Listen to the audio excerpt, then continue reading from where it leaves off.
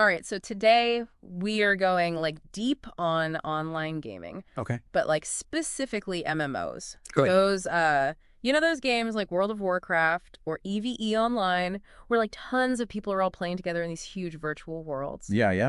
We've got a new academic study from Human Resource Development International, AD, this CBC radio piece that gets into like the psychology of gaming. Cool. So we are going to try to figure out if those hours spent like slaying dragons or building empires are actually good for you. Or just like a total time suck. Right, exactly. Well, both of the sources that we're looking at today actually push back against that stereotype of like the gamer who is, You're lonely. yeah, like the lonely antisocial kid in the basement, Yeah. wasting their life away. Yeah. It turns out that like tons of adults play MMOs and they're actually learning some serious skills. Yeah, the academic study surveyed 23 hardcore MMO players. Oh, wow. Like these were the top player. Of course. Yeah, the top 10% globally. Wow. So they were not just good at the game, Yeah. but they were using those skills in their real jobs too. Oh, interesting. Like engineers and teachers and everything. That's really cool. One of the things that they found was that these gamers viewed their work challenges as like solvable puzzles. Huh. Yeah, just like in the game. They said that their MMO experience like trained them to approach problems strategically. Oh, so they break it down into steps. Exactly. And there's also this confidence boost that comes from mastering those complex game systems. That makes sense. It's like they've been through this virtual leadership boot camp, Yeah, but with cooler loot drops. totally. The study talks about how these players coordinate those massive raids. They give feedback to their teammates, and they even have to like resolve conflicts when things get intense. Oh, wow. That's high Right. pressure. It is. And those are all skills that are super valuable in the real world. Yeah, for sure. So it sounds like these MMO experiences are building up teamwork, leadership, and coaching skills. They totally are. Yeah. But it's more than just the specific skills. It's Mhm. also about like a change in how they think. Oh, interesting. Yeah. The gamers said that they got better at solving problems, setting goals, and adapting to new situations. So like their overall mindset changed. Exactly. And the study even gave some really cool real-world examples. Oh, like what? Well, there's this one engineer who used his problem-solving skills from gaming to spot problems at work that nobody else even noticed. Wow. Yeah, he saw those problems as puzzles, just like in his MMO. That's so cool. And I remember reading about that IT specialist who was awesome at training new employees because he had spent years leading raids in his MMO. Yes, he was already a pro at communicating and leading a team from his time in the game. It's amazing how the virtual and real worlds can connect like that. Yeah, for real. But the CBC piece also reminds us that it's not all perfect. True. They found that around 1–2% of gamers show signs of like compulsive use. They're spending like 8 to 10 hours a day gaming. Wow, that's a lot. Yeah, it makes you wonder like at what point does a fun hobby become a problem? Right. It's like Huh? anything else that could be addictive. Totally. Hmm. But before we go too far down that road, let's switch gears and talk about some of the really positive ways that gaming is being used. Okay. Like, I was surprised to learn that Minecraft is becoming a real educational tool. I know, right? The CBC piece mentioned a bunch of studies showing that kids are learning history, math, and even social skills while playing Minecraft. That's incredible. It's like they're learning without even realizing it. Totally. Yeah. And get this, researchers are even designing games specifically to help with anxiety and depression. Seriously? Yeah, there's this one game called Mindlight that uses neurofeedback to teach kids how to control their anxiety. Whoa. And it's been just as effective as traditional therapy. That's amazing. It really changes how you think about what games can do. For sure.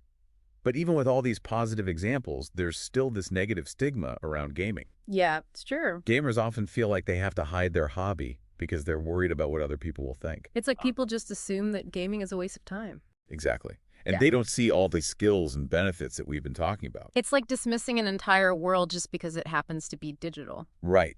It's a good reminder to stay open-minded and challenge our assumptions. I agree. So what stands out to you the most from all of this research on MMOs?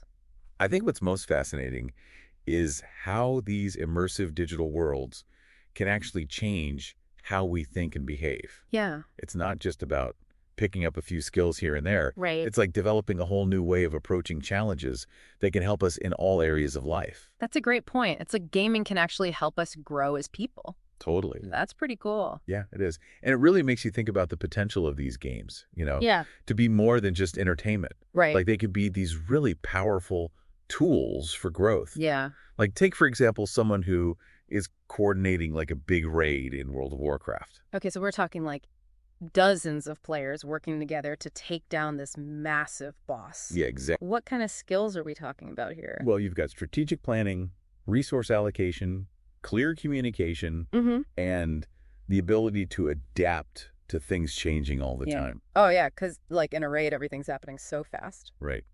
And you can't forget about the leadership aspect. Oh, right. Someone has to be in charge. Exactly. Someone has to make the decisions and keep everyone motivated and focused on the goal. It's like running a project, but way more intense. Totally. Ah. And the researchers found that those skills actually transfer to the workplace. Oh, interesting. Yeah, the gamers said that they felt more confident solving problems and working on teams, even when things got stressful. So it's not just about specific skills. It's Right. like they develop this resilience too. Exactly. They build this growth mindset where they believe that they can overcome any challenge if they just keep trying. Oh, that's cool. Yeah, and one of the engineers they talked to in the study said that his MMO experience taught him how to break down big problems into smaller steps. Oh, that's smart. Yeah, just like he would do when planning a raid. So those virtual challenges are like training their brains to be more strategic and adaptable in real life. Exactly. It's like rewiring their thinking. That's fascinating. But the CBC piece also talked about the social side of gaming too, right? Yeah, they did, which I think is really important because the stereotype is that gamers are all isolated and antisocial. Right, like they're all alone in their basements. Yeah, but the reality is that a lot of MMOs create these really strong social connections. Oh yeah, for sure. I've made some great friends online through gaming. Me too.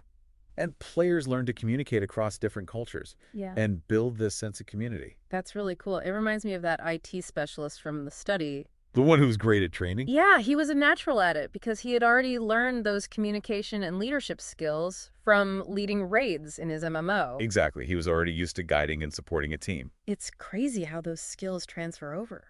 I know. And then there are all those cognitive benefits too. Like, Well, the gamers reported improvements in things like goal setting, strategic thinking, and even financial literacy. oh, wow, really? Yeah, remember that guy who used his knowledge of in-game trading to start investing in real life?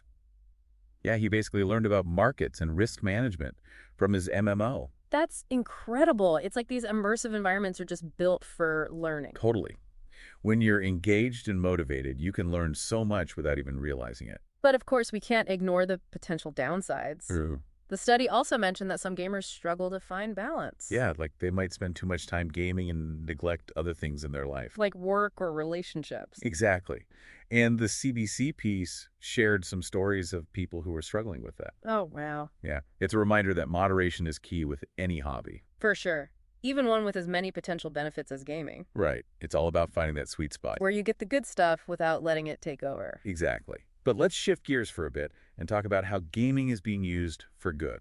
We already touched on Minecraft and its educational applications, Right. but I want to hear more about how it's actually being used in classrooms. Yeah, me too. Well, imagine learning about ancient civilizations by building a replica of Rome in Minecraft. Oh, wow. Yeah, students can work together, problem solve, and interact with historical content in a much more hands-on way. That's way more engaging than just reading a textbook. Right. And what about those games that are specifically designed for therapy? Yeah, the Mind Light example was really interesting. Mindlight is a great example of how gaming can be used therapeutically. Yeah. It uses neurofeedback to teach kids how to recognize and manage their anxiety in a safe and fun environment. It's like gamifying therapy. Exactly. And it's been really effective. That's so cool. It makes you wonder what other therapeutic applications are out there. Yeah, the possibilities are endless.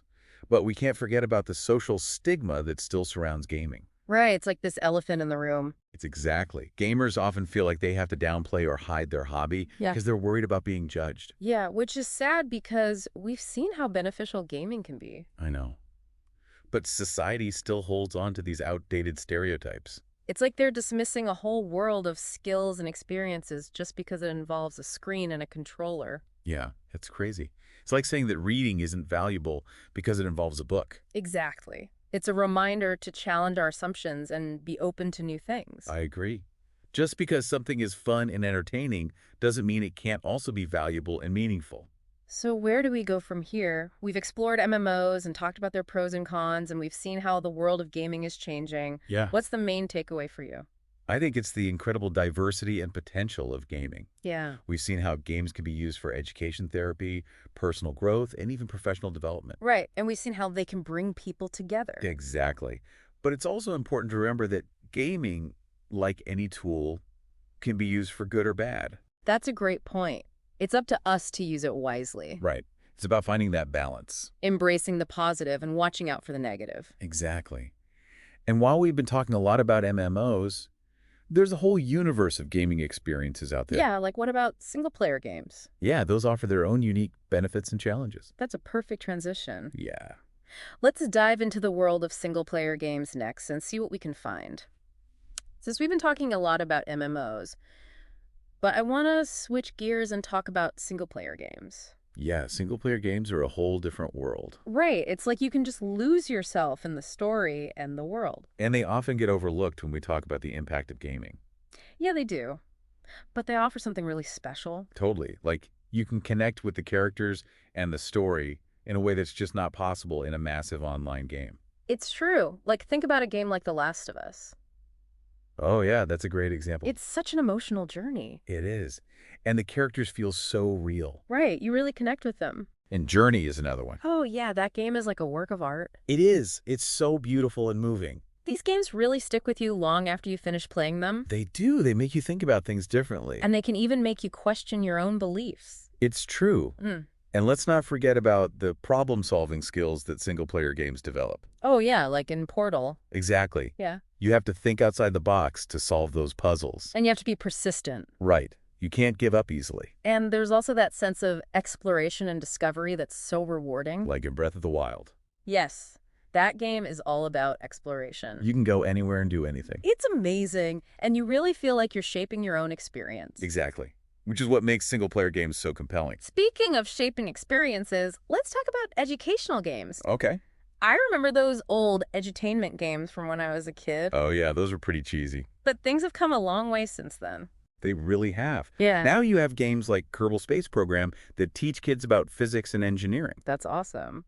And what about Civilization? Oh, yeah, that's a classic.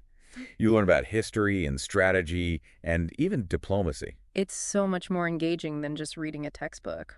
Right. These games make learning fun. And we can't forget about esports. Oh, yeah, esports is huge now. It's crazy how gaming has gone from a niche hobby to this massive industry. It really is. And those esports athletes are incredibly skilled. They are. They train so hard and compete under so much pressure. It's like watching any other professional sport. Exactly. And it really challenges the idea that gaming is just a passive activity. Totally.